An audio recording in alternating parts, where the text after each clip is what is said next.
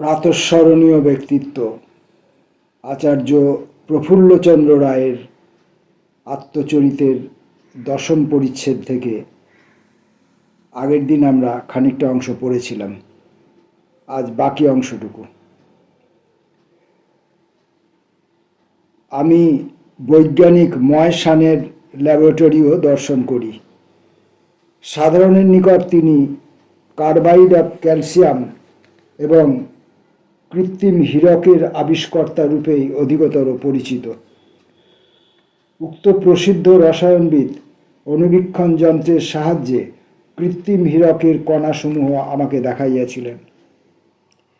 আমি দেখিয়া বিস্মিত হইয়াছিলাম যে ময়সান তাঁর অজৈব রসায়ন সম্বন্ধীয় সুবৃহৎ সংগ্রহ গ্রন্থে মৎকৃত মার্কিউরাস নাইট্রাইট বিষয়ক গবেষণার বিস্তৃত বিবরণ দিয়াছেন। বার্থেলো এবং তাহার বহুমুখী প্রতিভার কিঞ্চিত পরিচয় না দিলে আমার প্যারি দর্শনের বিবরণ অসম্পূর্ণ থাকিয়া যাইবে। অর্ধ শতাব্দীরও অধিককাল তিনি রসায়ন বিভাগের ক্ষেত্রে প্রধান কর্মী ছিলেন এবং তাঁর লিখিত গ্রন্থসমূহের নামের তালিকা প্রকাশ করিতেই ফরাসি জার্নাল অফ কেমিস্ট্রির এক সংখ্যা পূর্ণ হইয়া গিয়াছিল। তিনি অক্লান্ত কর্মী ছিলেন এবং জ্ঞানেও অগাধ ও সর্বতোমুখী ছিলেন। সিনথেটিক কেমিস্ট্রির তিনি একজন প্রধান প্রতিষ্ঠাতা এবং তাহাকে থার্মোকেমিস্ট্রিরও অন্যতম প্রতিষ্ঠাতা বলা যাইতে পারে। এ বিষয়ে তিনি তাহার প্রতিদ্বন্দ্বী কোপেনহেগেনের প্রসিদ্ধ বৈজ্ঞানিক টমসনের সঙ্গে সমান গৌরবের অধিকারী। রসায়নশাস্ত্রের ইতিহাস সম্বন্ধেও তিনি একজন প্রামাণিক আচার্য এবং এই বিষয়ে তিনি বহু গ্রন্থ রচনা করিয়াছেন। কৃষি রসায়ন সম্বন্ধেও তিনি অনেক মূল্যবান গবেষণা করিয়াছেন। এতদ্ব্যতীত তিনি ফরাসি সেনেটের আজীবন সভ্য এবং দুইবার মন্ত্রিসভার সদস্য আসন অধিকার করিয়াছিলেন। সমগ্র রসায়ন জগতে আমি এমন একজন ব্যক্তিও দেখি না যাহার জ্ঞানের পরিচয় এত বিপুল, প্রতিভা এমন বহুরূপী, বহুমুখী এবং মানব সভ্যতার ভাণ্ডারে যিনি এত বিচিত্র দান করিয়াছেন। ঊনবিংশ শতাব্দীর শেষ ভাগে বার্থেলোর সঙ্গে রেনানের বন্ধুত্ব ফ্রান্সের মনীষার ইতিহাসে স্মরণীয় অধ্যায়। সুতরাং 1901 সালে বার্থেলোর অধ্যাপক জীবনের 50তম বার্ষিক স্মৃতি উৎসব উপলক্ষে প্রধানত তাহার কৃতি শিষ্য ময়সানের চেষ্টায় যে অপূর্ব অনুষ্ঠান হইয়াছিল তাতে আশ্চর্য হইবার কিছু নাই। সমগ্র ফরাসি জাতি তাহাদের প্রেসিডেন্টের নেতৃত্বে এই অনুষ্ঠানে যোগ দিয়াছিলেন এবং ইউরোপীয় ও আমেরিকার বৈজ্ঞানিক সমিতিসমূহের প্রতিনিধিরাও উক্ত অনুষ্ঠানে যোগ দিয়া তাহার সম্বর্ধনা করিয়াছিলেন। তাহার অন্ত্যেষ্টিক্রিয়াও জাতীয়ভাবেই হইয়াছিল।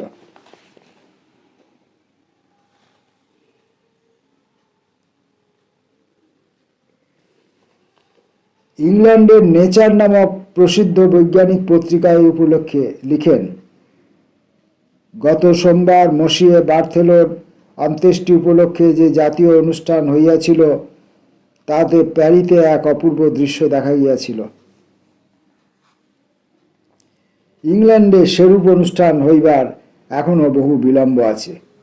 ফরাসি গভর্নমেন্ট এবং জনসাধারণ তাহাদের একজন দেশবাসীর মহত্বের পূজা বিরাটভাবেই করিয়াছিলেন। এদেশে রাজনীতিকগণ ও জনসাধারণ প্রতিভার মহত্বকে খুব কম সম্মানই করেন। বার্থেলো যদি ফ্রান্সে না জন্মিয়া ইংল্যান্ডে জমিতেন তবে বৈজ্ঞানিক জগৎ তাহার মৃত্যুতে শোক প্রকাশ করিত বটে, কিন্তু গভর্নমেন্ট জাতীয় অনুষ্ঠানরূপে তাহার অন্ত্যেষ্টিক্রিয়ার ব্যবস্থা করিয়া তাহার স্মৃতির প্রতি যোগ্য সম্মান করিতেন না। কেননা আমাদের রাজনীতিকরা জানেন যে জাতীয় চরিত্র এবং জাতীয় উন্নতির উপর বৈজ্ঞানিকদের কার্যের প্রভাব কত বেশি। তাহাদের ধারণা এই যে বৈজ্ঞানিকরা বাস্তব রাজনীতির ক্ষেত্র হইতে বহু দূরে এক স্বতন্ত্র জগতে বাস করেন এবং সেখানে নিজেদের কার্যাবলীই তাদের একমাত্র পুরস্কার। বার্থেলো, যার জন্ম 1827, মৃত্যু 1907, নেচার পত্রিকায় 28 মার্চ 1907, 514 পৃষ্ঠায় এটি লেখা হয়েছিল। কলিকাতায় ফিরিয়া আমি নতুন উৎসাহের সঙ্গে কার্যে প্রবৃত্ত হইলাম। আমি রসায়ন বিভাগের কয়েকজন প্রসিদ্ধ আচার্যের সংস্পর্শে আসিয়াছিলেন এবং তাহারা তাহাদের ল্যাবরেটরিতে যে সমস্ত মূল্যবান গবেষণা করিতেছিলেন তাহারও পরিচয় পাইয়াছিলাম। আমি এখন যতদূর সাধ্য তাহাদের আদর্শ অনুসরণ করিতে লাগিলাম, কিন্তু এ বিষয়ে আমার মনে কিছু নিরাশার সঞ্চারও হইল। ইংল্যান্ড, ফ্রান্স ও জার্মানিতে আমি তরুণ বৃদ্ধ সকলকে প্রাণবন্ত শক্তিমান দেখিয়াছি। তাহারা কোনো কার্যে প্রবৃত্ত হইলে তাহা কখনোই অর্ধসমাপ্ত রাখে না, সেই কাজেই লাগিয়া থাকে এবং শেষ না দেখিয়া ক্ষান্ত হয় না। অক্লান্ত অধ্যাবসায়ের সঙ্গে তাহারা উদ্দেশ্য সিদ্ধির পথে অগ্রসর হয়। দুঃখের বিষয়, বাংলাদেশ সম্বন্ধে আমাদের অভিজ্ঞতা ভিন্ন প্রকার। এখানে যুবকরাও দ্বিধাগ্রস্তভাবে কার্যে অগ্রসর হয়। প্রাথমিক যে কোনো বাধা বিপত্তিতে তাহারা হতাশ হইয়া পড়ে। তাহাদের জীবন পথ কেহ কুসুমাস্তীর্ণ করিয়া রাখে, ইহাই যেন তাহাদের ইচ্ছা। পক্ষান্তরে ইংরেজ যুবক বাধা বিপত্তিতে আরও দৃঢ় সংকল্প হইয়া উঠিবে। তাহার অন্তর্নিহিত শক্তি ইহাতে বিকারগ্রস্ত হয় না, বিকাশপ্রাপ্ত হয়। বাঙালিরা নিরানন্দ জাতি, জীবনকে উপভোগ করিতে জানে না। তাহারা সমাচ্ছন্ন এবং আধা ঘুমন্ত জীবন যাপন করিতে ভালোবাসে। সাধারণ বাঙালিকে দেখিলে টেনিসনের কমলবিলাসী কবিতার কথা মনে পড়ে। লোটাস ইটার্স, কমলবিলাসী। বিষাদ ভারাক্রান্ত হৃদয়ে আমি আমাদের জাতীয় চরিত্রের এই দৌর্বল্যের কথা ভাবিতেছিলাম। এমন সময় এমন একটা ব্যাপার ঘটিল, যাহা ভাবগত ইচ্ছা বলিয়া মনে হইল। অন্তত তখনকার মতো ইহা জীবন্মৃত বাঙালির দেহে যেন নতুন প্রাণ সঞ্চার করিল। আমি লর্ড কার্জন কর্তৃক বঙ্গভঙ্গের কথাই বলিতেছি। আমার অনেক সময় বিশেষ করিয়া মনে হইয়াছে যে বাংলা, আসাম, উড়িষ্যা জাতির দিক হইতে না হইলেও ভাষার দিক হইতে এক। বাংলা, আসামি এবং উড়িয়া ভাষা একই মূল ভাষা হইতে উদ্ভূত। ইহা কতকটা আশ্চর্যের বিষয়, কেননা পদ্মা, ব্রহ্মপুত্র এই দুই বড় বড় নদী পূর্ববঙ্গ ও পশ্চিমবঙ্গকে বিচ্ছিন্ন করিয়া রাখিয়াছে। চৈতন্যের শেষ জীবনে উড়িষ্যায় তাহার কর্মক্ষেত্র ছিল এবং উড়িষ্যার সম্রাট প্রতাপরুদ্র তাহার ধর্মমত গ্রহণ করিয়া শিষ্য হইয়াছিলেন। বাংলা ভাষায় রচিত শ্রীচৈতন্য চরিতামৃত, শ্রীচৈতন্য ভাগবত প্রভৃতি বৈষ্ণব গ্রন্থ এবং বাংলা কীর্তনের দ্বারা বাংলা ভাষা সাহিত্যের উড়িষ্যায় জনপ্রিয় হইয়া উঠিয়াছিল। অপরপক্ষে যে কোনো বাঙালি একটু চেষ্টা করিলেই আসামি ভাষা বুঝিতে পারে। বস্তুত ভাষার দিক হইতে এই তিন প্রদেশকে একই করা যাইতে পারে। লর্ড কার্জন সাম্রাজ্যবাদের দূতরূপে সংকৃত হৃদয়ে দেখিলেন বাংলাদেশে জাতীয় ভাব দ্রুত বেগে বৃদ্ধি পাইতেছে। বাঙালির সাহিত্য ঐশ্বর্যশালী হইয়া উঠিয়াছে এবং তাহা ভারতের সমগ্র ভাষার মধ্যে শীর্ষস্থান অধিকার করিয়াছে।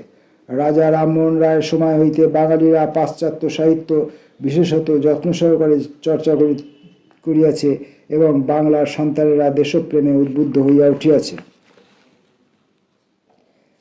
একটা জাতি গঠনের জন্য যাহা প্রয়োজন তাহা নীরবে ধীরে ধীরে প্রবল হইয়া উঠিতেছে। ভেদ নীতি রোম সাম্রাজ্য প্রতিষ্ঠাবাদের একটা প্রিয় নীতি ছিল এবং কার্জন তাহাদের আদর্শ অনুসরণ করিয়া ভারতে রোমক নীতি চালাইতে প্রবৃত্ত হইলেন। বাংলাদেশের মানচিত্র সর্বদা তাহার চোখের সম্মুখে ছিল এবং এমন একটা ভীষণ অস্ত্র নির্মাণ করিয়া তিনি বাঙালি জাতির উপর নিক্ষেপ করিলেন, যার আঘাত সামলাইতে তাহাদের বহুদিন লাগিবে। ম্যাকিয়াভেলির দুষ্টু বুদ্ধি ও নিষ্ঠুর দূরদর্শিতার সঙ্গে তিনি বাংলাদেশকে দুই ভাগে বিভক্ত করিয়া ফেলিলেন। এমন ব্যবস্থা করিলেন যাহাতে উত্তর পূর্ব ভাগে মুসলমান সংখ্যাধিক্য হয়, তিনি তাহার মোহমুগ্ধ পরিষদবর্গের সাহায্যে মুসলমান জনসাধারণের বিশেষভাবে তাহাদের নেতাদের সম্মুখে নানা প্রলোভন প্রদর্শন করিতে লাগিলেন, যাহাতে তাহারা হিন্দুদের নিকট হইতে সম্পূর্ণ বিচ্ছিন্ন হইয়া পড়ে। বাংলাদেশের হৃদয়ে এমন এক শানিত অস্ত্র সন্ধান করা হইল, যাহার ফলে বাঙালি জাতির সংহতি শক্তি নষ্ট হয়, হিন্দু মুসলমানের চির বিরোধ উপস্থিত হয় এবং বাংলার জাতীয়তা ধ্বংস হয়। কৌশলী সাম্রাজ্যবাদী গোপনে যে অস্ত্র সানাইয়া প্রয়োগ করে, অধঃপতিত জাতি তাহার পরিণাম ফল প্রায়ই ভাবিতেও বুঝিতে পারে না। সৌভাগ্যক্রমে বাংলাদেশে তখন সুরেন্দ্রনাথ বন্দ্যোপাধ্যায়ের অধিনায়কত্বে কয়েকজন শক্তিমান নেতা ছিলেন। দেশব্যাপী তীব্র প্রতিবাদের প্লাবন বইয়া গেল এবং দিন দিন উহা ক্রমেই বিরাট আকার ধারণ করিতে লাগিল। ইতিহাসে এই প্রথম বাঙালি জাতির অন্তঃস্থল মথিত ও আন্দোলিত হইয়া উঠিল। বালক, বৃদ্ধ, যুবা সকলেই এই আন্দোলনে যোগদান করিল। যাহারা ঘুমাইতেছিল তাহারাও দীর্ঘ নিদ্রা হইতে জাগিয়া উঠিল এবং কার্জন পরোক্ষভাবে বাঙালি জাতির জাগরণে সহায়তা করিলেন। সরকারি কর্মচারী হিসাবে প্রত্যক্ষভাবে এই আন্দোলনে যোগ দিবার উপায় আমার ছিল না, কিন্তু আমার গবেষণাগার হইতে আমি এই আন্দোলনের গতি লক্ষ্য করিতে লাগিলাম। বলা বাহুল্য, এই আন্দোলন আমার হৃদয় স্পর্শ করিল। এই নবজাগরণের ফলে বিজ্ঞানের জন্যই বিজ্ঞান সাধনার আদর্শ জাতির সম্মুখে উপস্থিত হইল। এই ছিল আচার্য জগদীশচন্দ্র রায়ের আত্মচরিতের 10ম পরিচ্ছেদ। আমরা পরের দিন পরের পাঠ্যাংশে ফিরে আসব। নমস্কার।